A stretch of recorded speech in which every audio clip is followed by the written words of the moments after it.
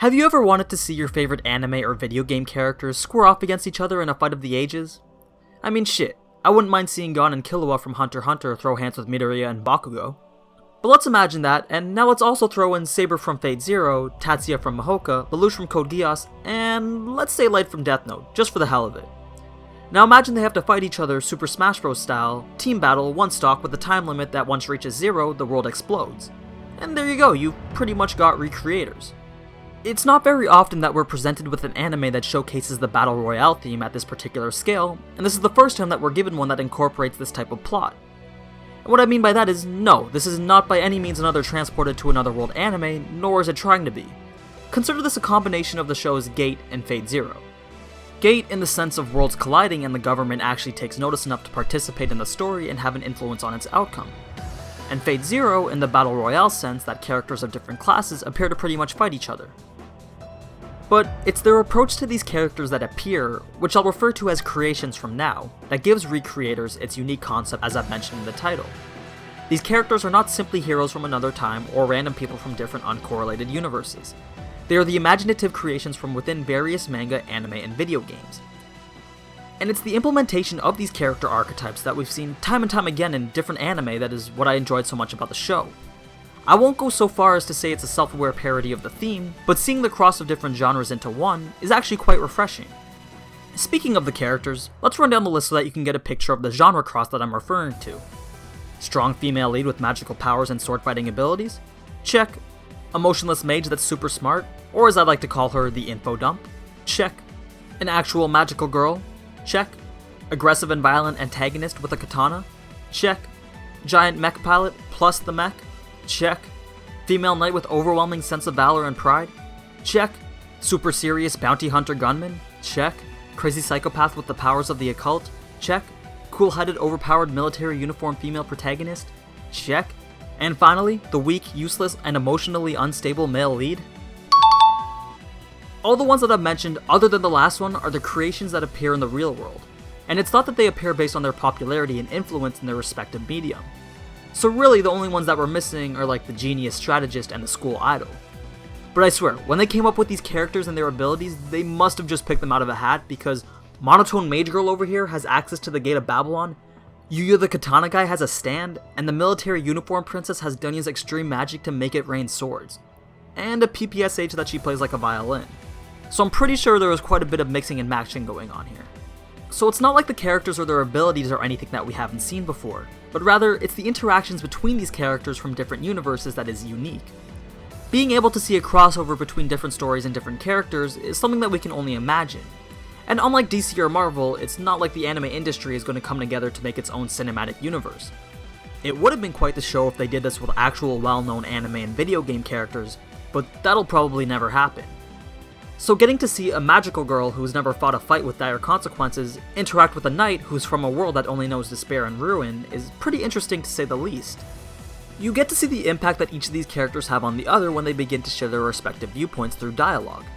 And since the creations are character archetypes that follow their stereotypical character descriptions as given by the creator, you also get to see their evolution. But enough of the characters, what about the actual storyline? So briefly put, the creations from various manga, anime, and video games are appearing all over Japan. The reason unknown, however the common factor for all their appearances are the Military Uniform Princess. The 9 creations in total form their sides either with the Military Princess or against her. I'll leave the reasons and ambitions behind each character for you to find out, but essentially the Military Princess's side is trying to destroy the world and the other is trying to save it. Obviously it gets a bit more complex than that, but I don't want to go too much in depth as to spoil something for you. In addition to the creations, the creators and the government also play a role in the story. So the cast is a little bit extensive, but once again it's the character interaction that really piques my interest. It's not just the interactions between two creations either. Multiple creations confront their creators too, and since the creators are basically perceived as gods by their creations, you're stuck wondering how they will react when they finally meet each other. So imagine for a second, if you will, being this person of immense power, only to find out that your god is a powerless otaku who bears no semblance and values to yourself. Not only that, but you find out that the sole reason for your existence is just entertainment. Ha! I could just imagine a Miyazaki creation meeting the man himself. Anyway, since character interaction plays a crucial role in story development, the show is very dialogue heavy. Like, very. I mean 60 to 7% of the episodes spent on exposition and character development, where characters are just sitting in one room talking to each other about the what's, the who's, the why, and whatever. Although this may be boring to some people, I'm willing to give the show the build-up it deserves, especially because it has the 22 episode runtime. So taking a bit more time to go deeper into everything, rather than focus on just fight after fight, is pretty acceptable, especially for a show like this that needs to prove that it's not just a copy of the Fate series. However, if it was only 12 episodes, I would prefer it if they got straight to the point rather than continuously beat around the bush unlike some currently airing anime that I know. God, can the Survey Corps just catch up already? The fights in this show are also extremely fun to watch. Just as it is interesting to see different character stereotypes interact, it is just as entertaining to watch them beat the shit out of each other. Especially when each creation appears one by one to the scene only to escalate the fight to the next level. And they do a pretty good job of balancing the level of power of each of the characters as well. As far as I can tell, no person is significantly stronger than the other, and given a fair playing field, the odds of any of them winning is fairly even. So that keeps the fight scenes tense enough because you never know who's going to win. As for everything else, I'll leave that for you to find out. I just want to reinforce the fact that this is not a reverse isekai show, it's not your typical action battle shonen, hell, it's not even your typical battle royale.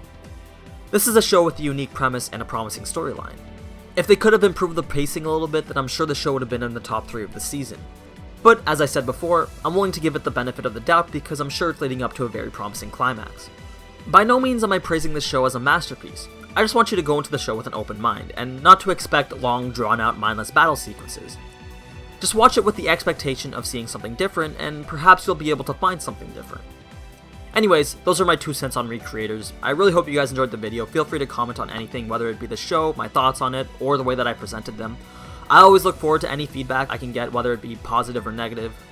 If this video does well, I think I'll make an informational video compiling all the character files. Yeah, I'm sure you didn't know this, but every week they've been releasing a short video character file for each of the creations. So I'm thinking of compiling them together so I can give a closer look on each of them. But as always, thanks for watching, and if you enjoyed this type of anime content, then you already know what to do. So until next time, ciao!